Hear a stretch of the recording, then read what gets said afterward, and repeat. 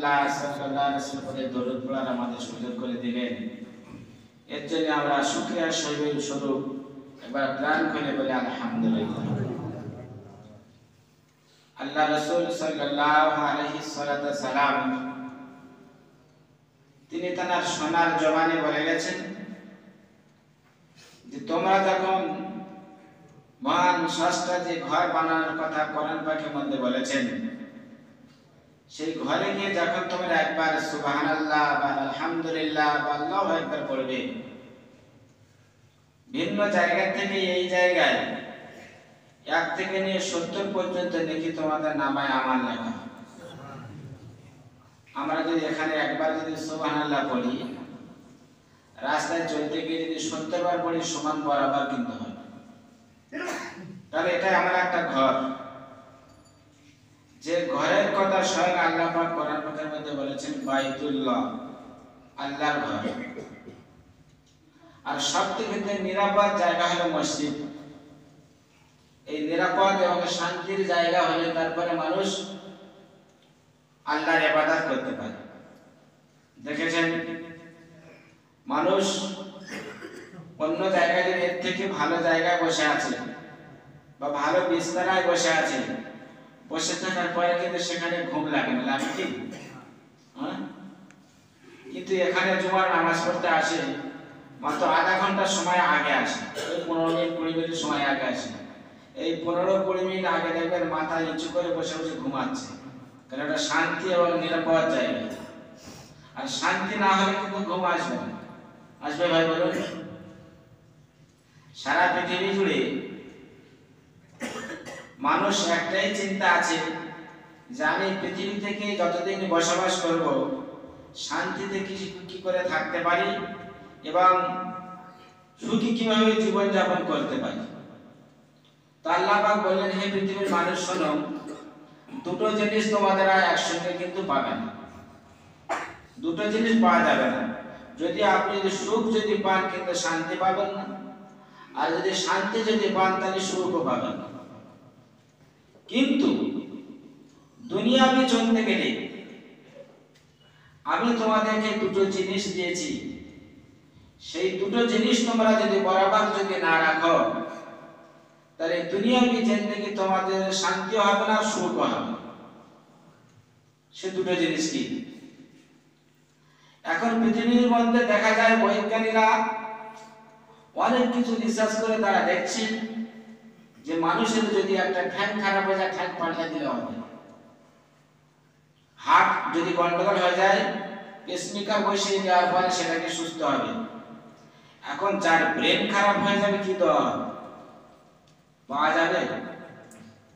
সামনে কাছে ধরুন না, সামনে জায়গা যদি কোনো মানুষের যদি ব্রেন যদি খারাপ হয়, ব্রেন কি পাল্টানো যাবে? এখন ধরে না ব্রেন পাল্টানো যাবে,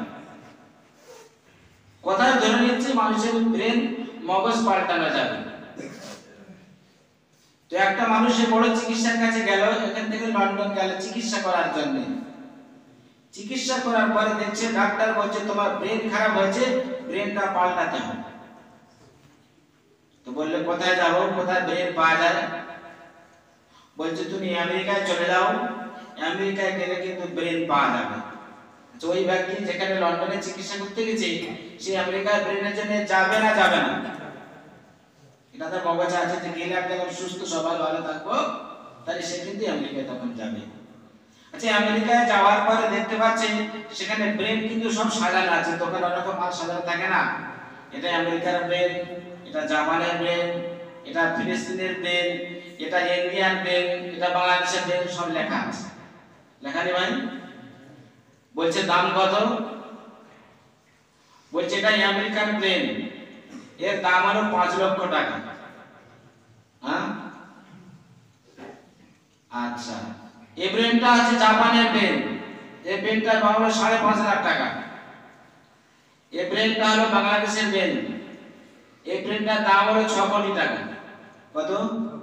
6 কোটি টাকা। এই ব্রেনটা আছে ইন্ডিয়ান ব্রেন, এর দাম হলো 5 কোটি টাকা। এখন অত চিন্তা করবে যে আমি শুনেছি যে লন্ডনে গেলে ভালো শিক্ষায় আর বেশি, সেখানে ব্রেনে মগজে ভালো, তাহলে লন্ডনের ব্রেনের দাম হলো 5,000 টাকা।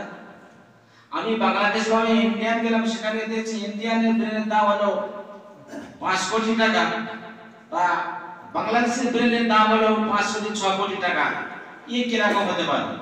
আচ্ছা, ওই ব্যক্তিটা এখন কোন ব্রেন কিনবে?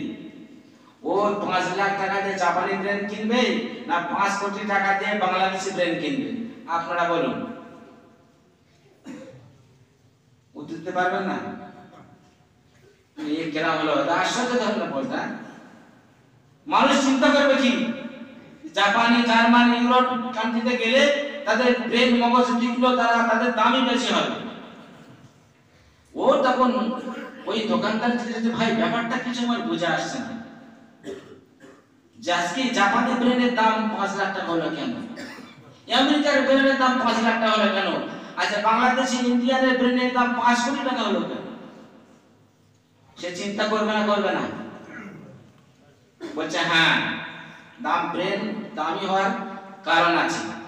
বলছে জাপান, জার্মানি, ইউরোপ কান্ট্রি যারা আছে, এরা ব্রেনটাকে খরচা করে, মগজটাকে খরচা করে এরা শেষ করে ফেলেছে, এই জন্য এদের দাম কমে গেছে। আজ ইন্ডিয়ান, বাংলাদেশের ব্রেন খরচা করেনি, এদের ব্রেন কিন্তু এখন ঠিকই আছে, এই জন্য এদের দামটাই বেশি। এদের ব্রেনটা এই জন্য দাম বেশি।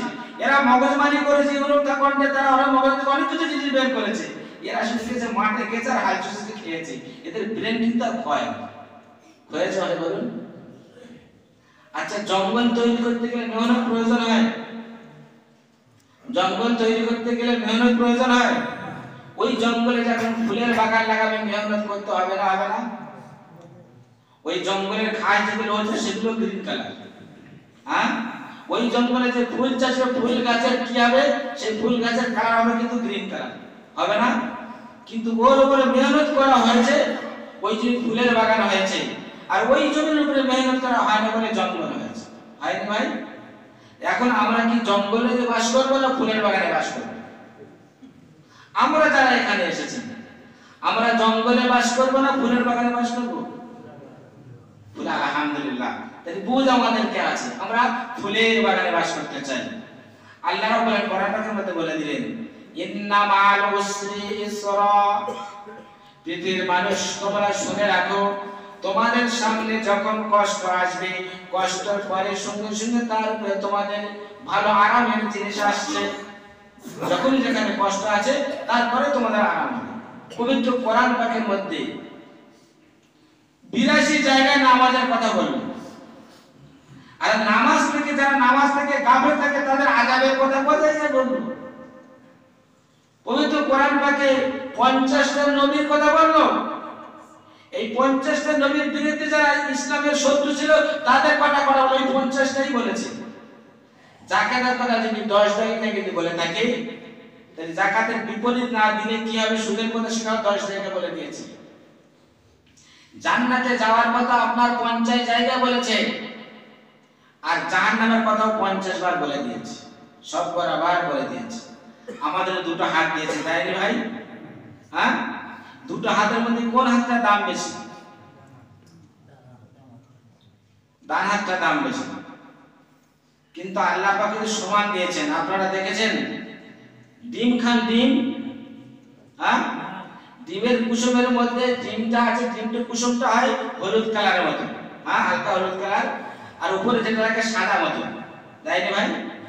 এখন ডাক্তাররা বলছে কুসুম খেলে তোমার শরীরে ক্ষতি হবে। যাদের হাই প্রেসার আছে ডিমের কুসুম খেলে প্রেসার বাড়বে, আর যাদের হাই প্রেসার আছে যদি সাদাটা যদি খায় তাহলে তাদের প্রেসার কমবে। ওষুধ একটাই মধ্যে আছে।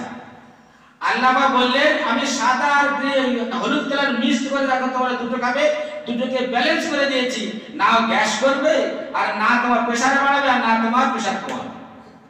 তা আল্লাহ পাক আমাদের ম্যানেজ করার জন্য দুটো জিনিস দিয়েছে, কোরআন দিয়েছে আর হাদিস দিয়েছে, তাই না ভাই? কি জিনিস দিয়েছে? কোরআন দিয়েছে আর হাদিস দিয়েছে। আমরা সেই দুটো নিয়ে চলবো ইনশাআল্লাহ। আচ্ছা, সেই দুটো নিয়ে যখন চলবো, আমি যদি সেই দুটো হাদিসের কোরআন হাদিস দিয়ে যদি বলি, আর বলার পরে যদি আপনাদের কিছু গায়ে যদি পড়ে যায়, দোষ কার কি হবে? দোষী কে? ইমাম সাহেব বলে এই দোষী হবে, নাকি ওই কোরআন হাদিস ওই দোষী হবে?